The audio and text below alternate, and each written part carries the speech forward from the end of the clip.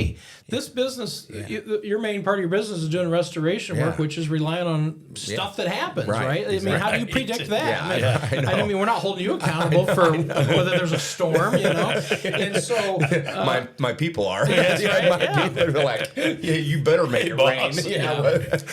And I'm sure you have this perspective. That goes both directions. It's like, you want your bank to be loyal to you, but you got to be loyal to your bank.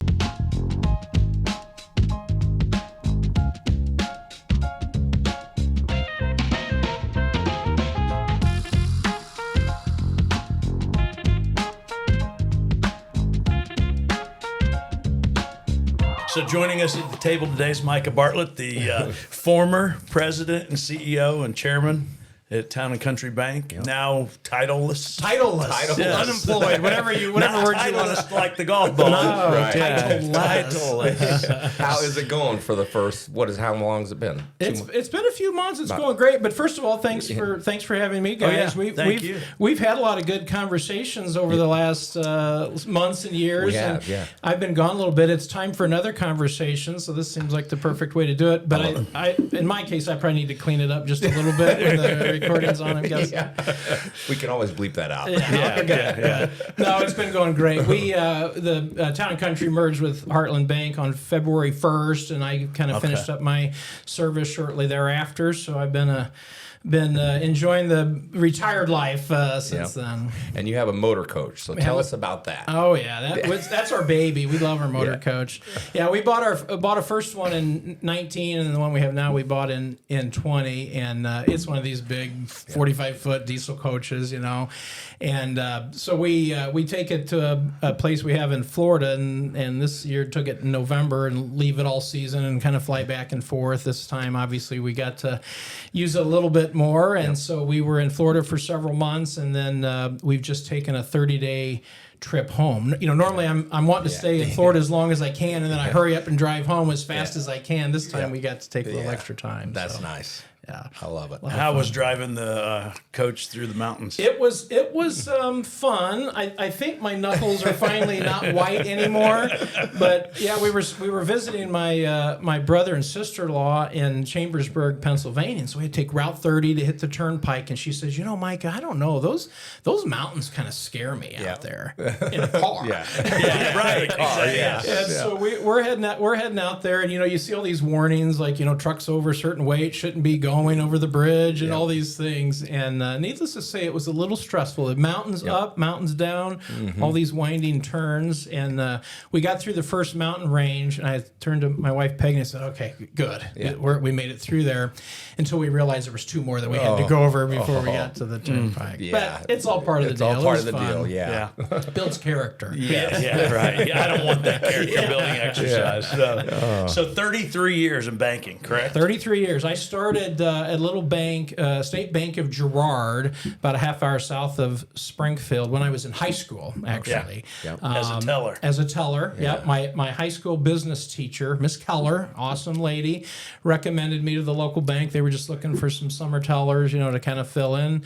And I turned 16, and probably time for me to make some money, start paying a little bit of my own way, and there hasn't been a single day since then that I wasn't continuously employed at community banks for 33 years. Is that right? That's impressive. Yeah, I looked at the resume. Yeah, it looks like you've done just about every job within the bank. Yeah, for sure in those first several years, of course you start as a teller, and you work the terrible hours nobody else wants to work, the drive-up hours, the Saturday hours, but it's been a wonderful experience the whole way through, and I've worked in bookkeeping and loan operations and auditing, and just did a little bit of everything, and I'm by education I'm a CPA, so then I kind of went to that side and spent a lot of years as a CFO before coming then to Town and Country in Springfield. Yeah, and I remember that first, I think we had lunch together. Yeah. I would have thought you were either from the HR background or marketing, for sure, just because of your personality, not so much CFO. So. Yeah, it's kind of an odd, my passions are, I always say people and finance. Yeah. Which those two don't usually go together, right? You usually keep us nerdy finance people in the background somewhere, And but I don't know. I do love numbers. I love finance. I love what they mean, But I just love working with people, and whether it's employees, whether it's customers, shareholders, everybody in between, community, obviously, just love working with people. And I think that's I was lucky. lucky. I mean, I found my passion because in community banking, finance and people. I mean, that's what this thing's all about. And so I just feel blessed that I got to do what I love, and it all worked out. Yeah, I know if I remember correctly, I don't remember the year, but we first met when you were either the campaign chair or board chair at United Way, and I was on the board with you. Yeah, I was a campaign chair in 2010 or 11, maybe 2011. That's probably about the time. Yeah, so I came back to this area and came to Town and Country in 2007. And of course, then shortly thereafter we had this the financial the big recession. So I came with all these ideas. This is what we're going to do with the bank, and our bank was of course safe and sound like so many, but that was difficult years. I mean, you really had to figure out how to weave through all that. And a lot of customers were having challenges with in that time. So once we got through that, then it I opened up where I could do some extracurricular things too. So how old would you have been in 2007? Because you would have been a young president, right? I was a young president, yeah. So when I started as a CFO at a bank in Mattoon, one of my mentors hired me there, and I was 22 when I became a CFO. At 22. 22, and then they interviewed me here to run Town and Country. I was 33. Wow. And shortly thereafter turned 34. Yeah. But it was kind of an ironic story because the Kirshner family had a control interest. They were major shareholders in Town and Country, and so Dave Kirshner was our chair of the board, but his father Henry was still alive at the time. Gotcha. And he would have been in his early 90s, maybe 92. And so I'm preparing for this interview, and of course I'm thinking, these people are never going to hire a 33-year-old to run this company, And I thought, look at the irony of this. A 92-year-old man who was extremely sharp, very savvy with business, interviewing a 33-year-old individual to come in and potentially run the company. But it was great. I look back and I think, I don't know why anybody would give a 33-year-old a chance to do that, but it worked out, and I faked it till it all worked out. So. I think based on where you started and where it's at now, you did a little bit better than fake it. That's for sure. Now, when you the Kirshner family, did they make their money in banking, or pretty much? I didn't know if they had a. Yeah, no, pretty much. That was really the lion's share of what the family did. Henry was also a lifelong banker, and had come to Springfield to run a different bank. And was president of a different bank, and then he and some other local business folks had a chance to buy a control interest in Town and Country. So Town and Country was founded in 1962, and Henry and these other individuals bought a control interest in 1967. Wow. So it was pretty new. And I think when I might forget some of these numbers, but I think when he took over, the bank had 1.2 million in assets. Wow. Okay. And when we finished up with our merger, we were over 900 million in assets. That's impressive. So, and did I see when you started, it was about 300 million? Yeah, 350 or so when I took over. Yeah. And we, a lot of people don't talk about profit. I do. I mean, when I started, we used to take all the noise. There's always noise in numbers. We take the noise out. We were making about $1 million a year in profit, and by the end, if you take the noise out, we were making about 12 million. So I mean, it was a nice, awesome, nice run. And one of the line items said the bank went from an 80% efficiency rate or something to a 60. Explain that to me. Yeah, so that's a big ratio that banks talk about. It's a cost measure, and so efficiency ratio is basically expenses divided by revenue. Okay. And of course, banks are different because we buy and sell money, not other products, right? But so basically, the way to think about it is what do you spend for every dollar of revenue you generate? Gotcha. And 80s are on the high side. In a community bank, 60s is pretty decent. Some are in the 50s, but is that right? But and to move that just a little bit, it takes a lot of effort, right? You got to make big changes. So that makes sense. And really, our numbers were good. We were a high performing bank, particularly in the later years, and so we just kind of worked on all that stuff and got into some pretty good ratios. Yeah, that's great. That was one of the things we really liked about the merger with Heartland. If you look at all the banks in downstate Illinois, there's Illinois got the second most banks compared to Texas. Yeah, a lot of banks.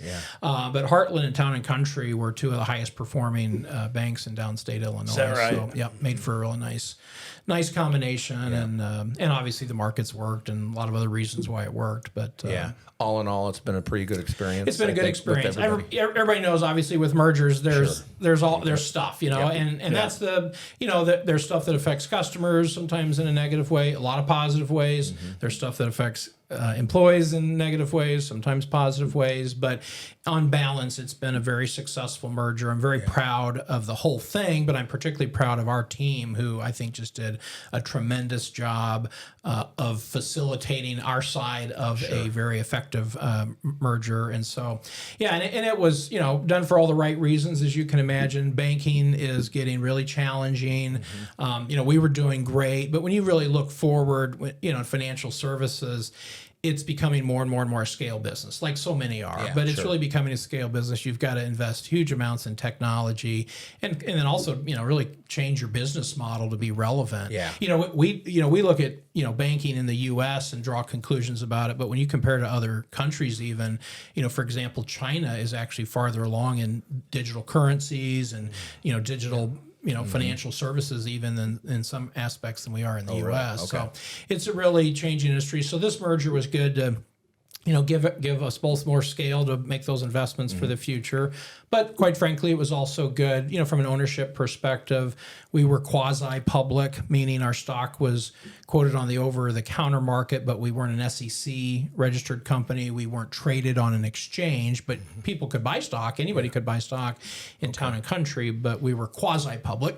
And Heartland was fully public. They went public a number of years ago, and SEC registrant, stocks traded on the NASDAQ. So it provided a nice opportunity for our shareholders to have a liquid stock, then that they could do what they need to. That's awesome. I like it. So over the years, I know folks who know you well I've heard people talk a lot about the strategic nature of the way you think and the way you go about business.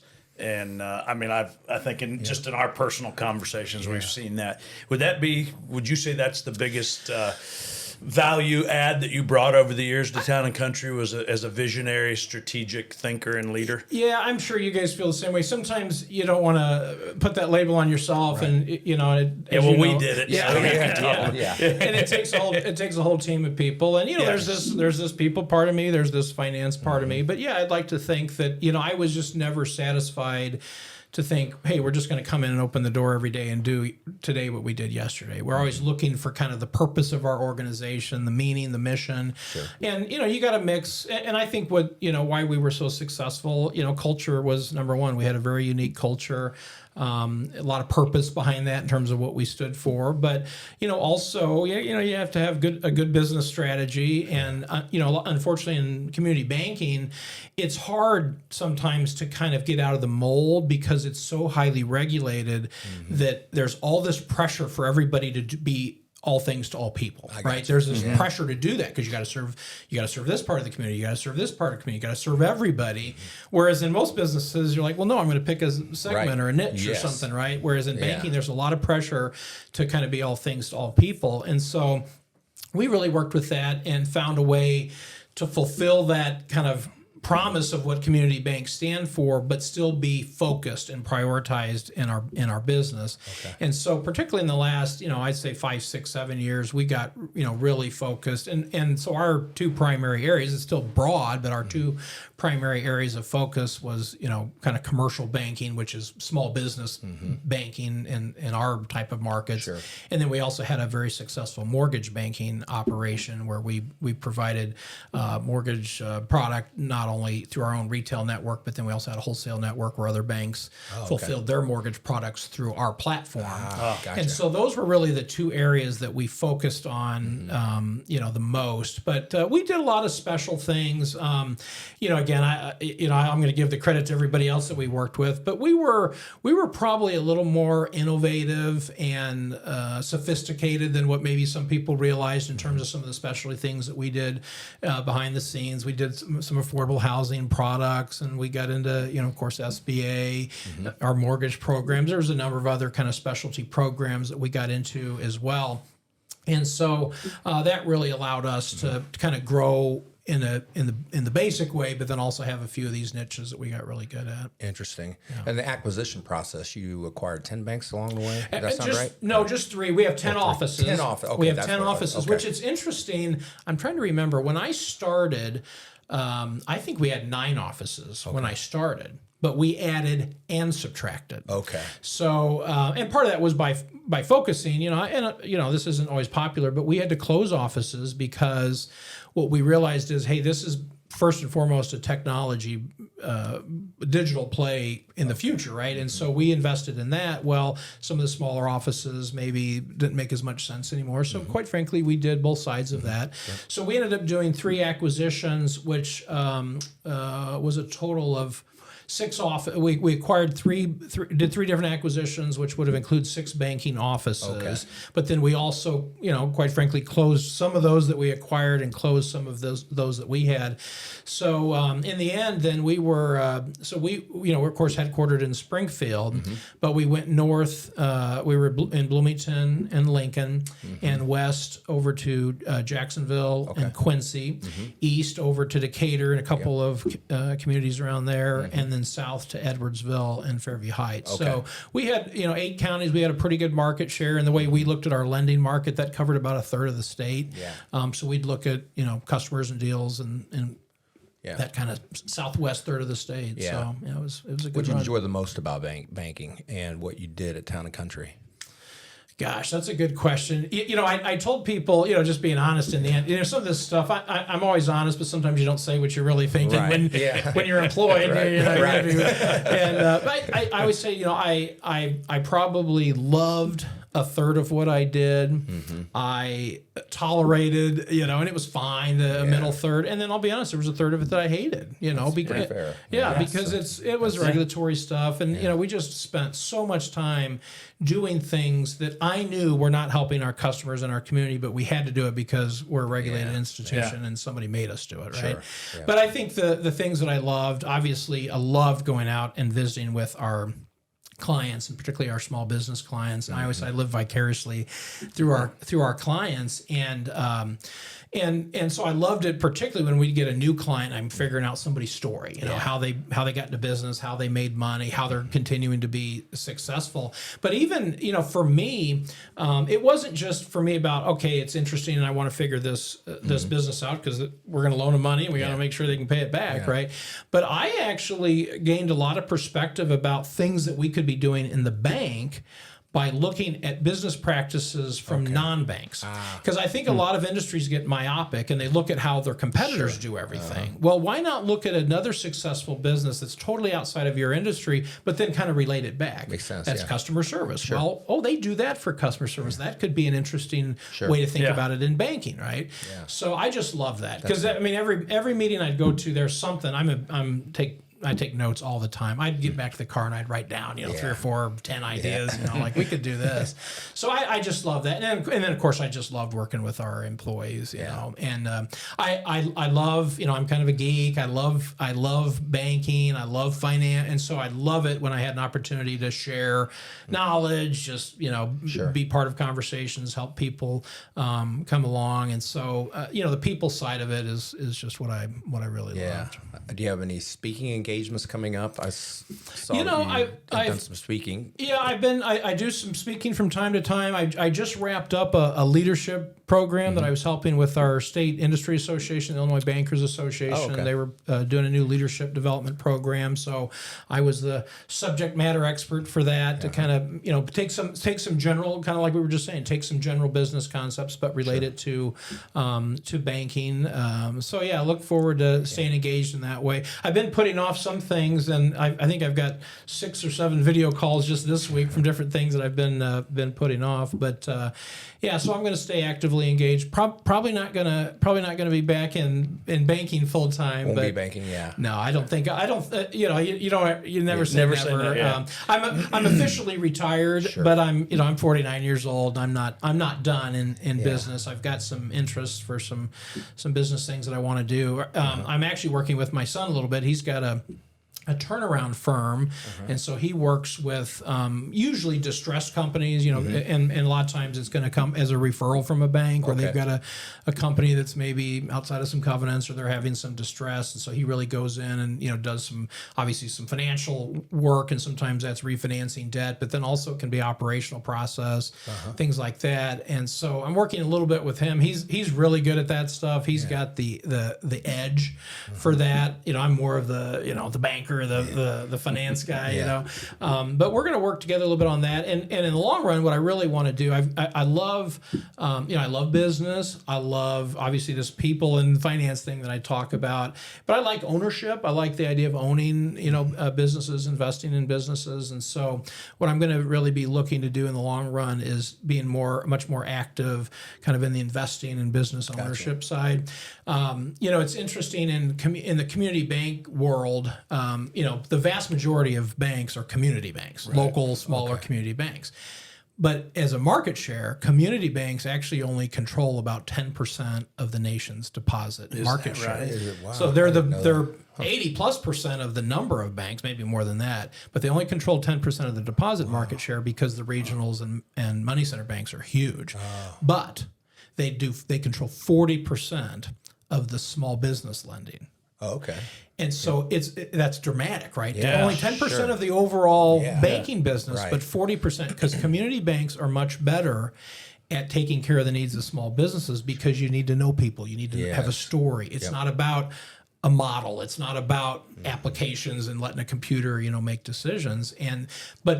So I love that part of community banking, but my perspective is that there is a need for small business finance that's insatiable almost. And now, you guys got a good sized business, right? So you've got good banking relationships and it works great. There's a lot of really small businesses that their financial services is credit card or a second mortgage on their home things like that. And so anyway, I'm going to have some fun with that and really think about some ways to do what I like to do, but kind of take a different approach.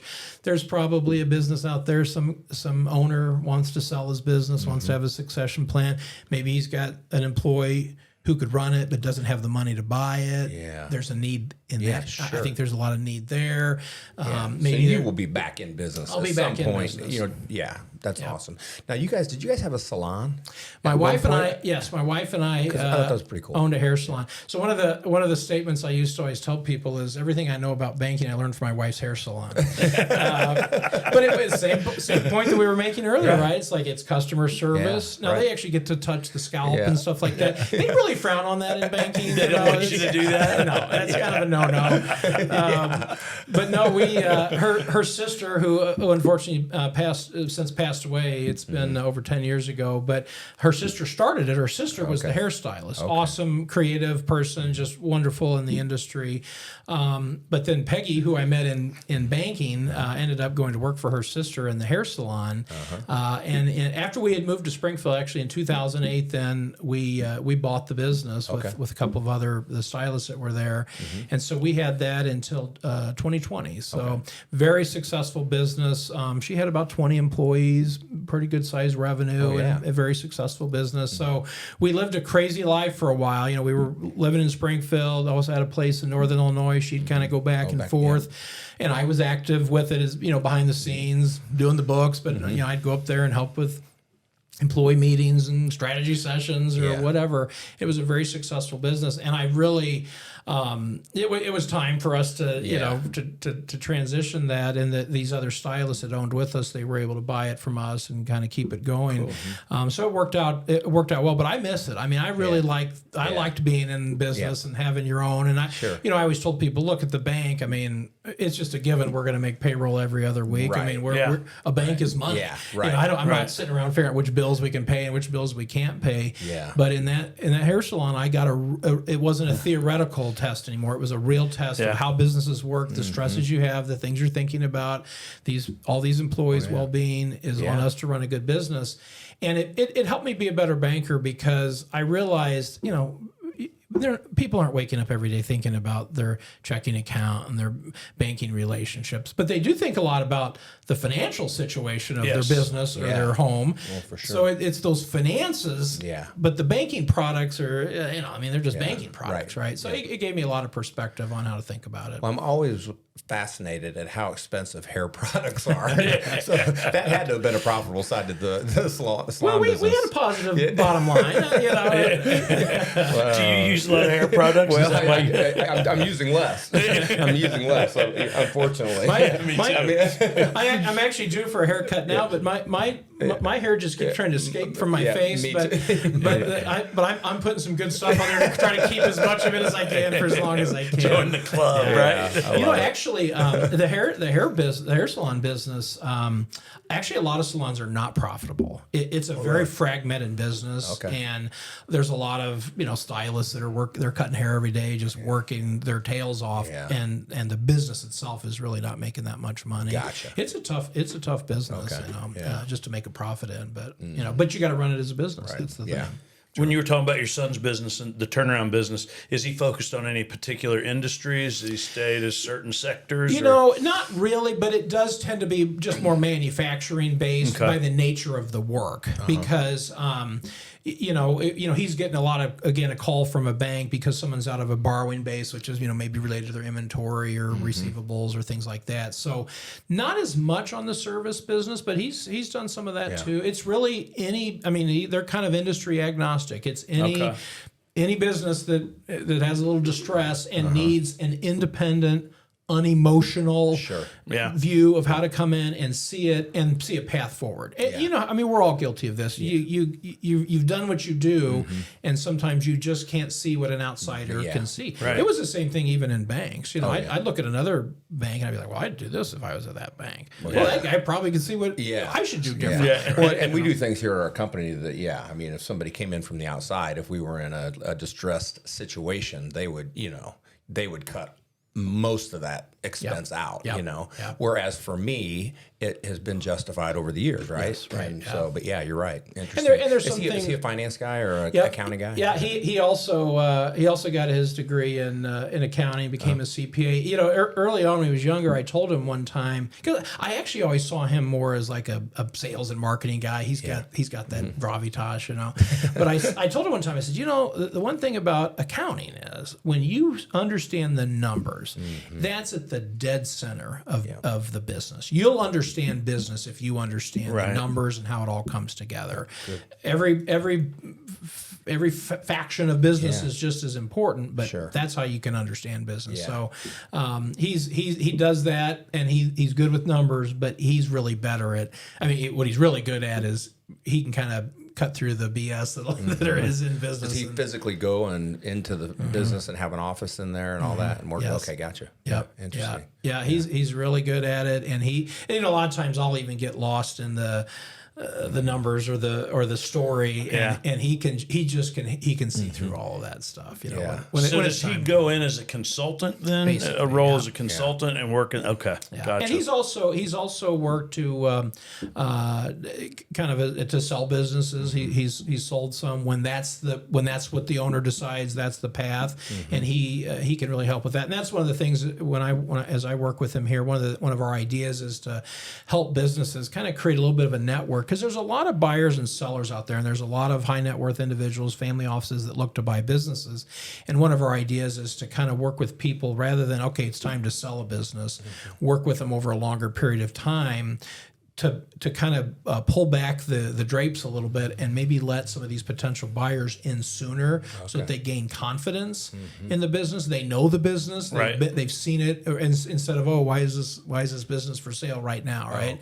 And so that's an idea that he really has that I want to work with him a little bit. That's interesting, yeah. And where's he located? Process. He lives in Rochelle, and so, but works all over the country, but a lot of it, probably a little more Chicago-centric in terms of where a lot of the centers of influence are. Yeah, very good.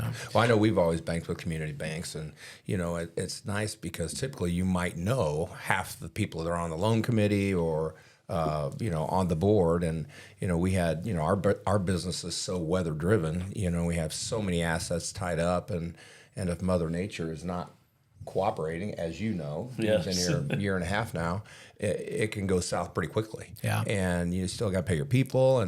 But we had I don't know, maybe 13 years ago, we had a really rough go. And it was nice because my banker said, hey, listen, everybody knows Yeah.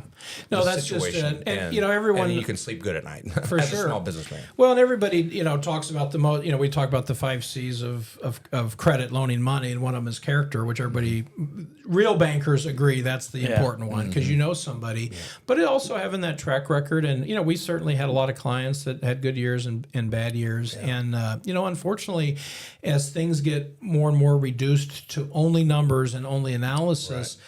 There's a lot of pressures. Say, bad year, violated ratios. Right. Boy, you ought to get this business out of your bank. But that's where having those connections, having those relationships, you're like, hey, this business, your main part of your business is doing restoration work, which is relying on stuff that happens, right? I mean, how do you predict that? I mean, we're not holding you accountable for whether there's a storm, And so my people are. My people are like, you better make it rain.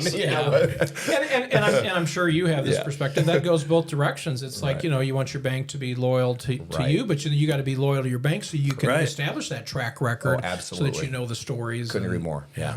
Yeah, I love what you said about stories. Everybody loves that's part of why we're doing what we're doing here. Yeah. People love to hear the story, and especially the story behind the story. Right. Somebody's life and experience. Yeah. So. Again, back to my point earlier about living vicariously through our customers. That's what I loved. Everybody's got a story, and some of the most boring businesses out there that people have never even heard of. But man, when you peel back the onion, there's some interesting stories there. And you see people that, man, they worked and started their business. You see other people that it's 3rd, 4th, 5th generation, and they managed not to screw it up along the way. I mean, just so many stories. It's fascinating. So speaking of stories and your story, I know you mentioned that you started in banking because there was a summer job as a teller. Right. But had you always wanted to be involved in finance, in banking, be a CPA, something to do with numbers and finance? Yes. It's funny, my mom kept those little baby books, and every year you'd write what you wanted to be. And I went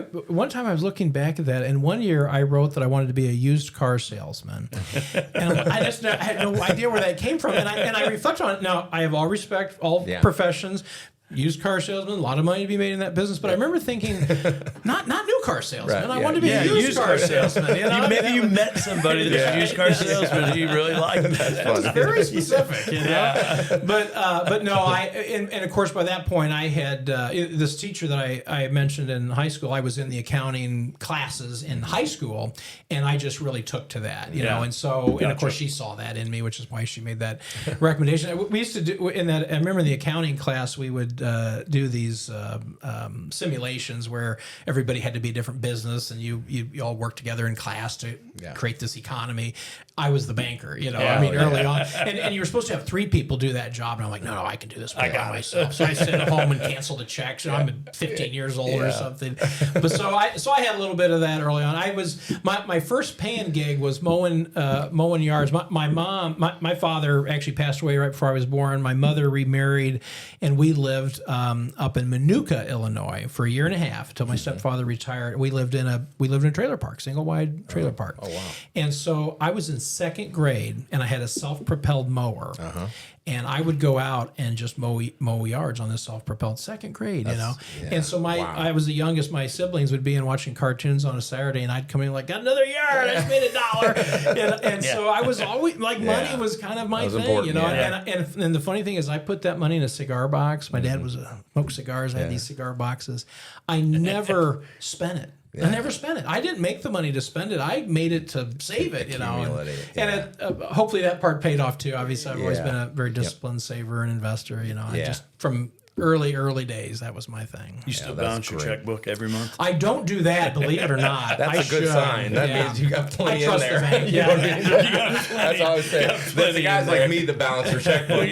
Micah. Well, I'm like, sure, I got enough for the end of the month. Well, I was talking to another employee from Town and Country who retired, and we met with him down in Florida. I said, you miss working? You know, and he goes, well, you know, every other week Town and Country Bank put money in my checking account. That's the part that I really miss. So I got to watch that a little closer now. This just doesn't show up automatically. Yeah, that's good. All right, so one other question I want to ask before we wrap up. I don't always do this, but with some folks I've asked it. So you were in banking 33 years. When you look back 33 years, what do you know today that you didn't know then that you would tell your younger self? If you could. Yeah. Boy, that's a great question. Well, I think it's almost something. It's almost the opposite of that. So I didn't know what I didn't know at the time, right? I was so young, and I think if you said, you know, what's probably the biggest challenge that I had throughout my career, it was age and maturity, and I say that from different perspectives. Age meaning other people's perspective of me, their perception. Is this guy old enough to do this? Maturity from my perspective, because let's be honest, I wasn't fully mature at those ages. Sure. I mean, am I going to try to blow smoke? No, I wasn't fully ready for those jobs, right? And so I wonder now if I knew then, could I have done it, knowing that I wasn't really ready, you know? Yeah. And so I think so. The advice is just do it, you know. Have faith in yourself. I think, you know, we've talked about this before. You know, everybody puts on their best facade, you know, but everybody's got issues. Nobody's perfect. We're all faking it to some extent to make it right. And so be authentic, be yourself. But I almost wouldn't tell that person anything because I'd probably scare them away. You know? That's really good. That is good stuff. So, well, thanks for joining us. Sure, it's been a real pleasure. A little bit. Love talking with you guys as always. Always. Yeah. Thank you.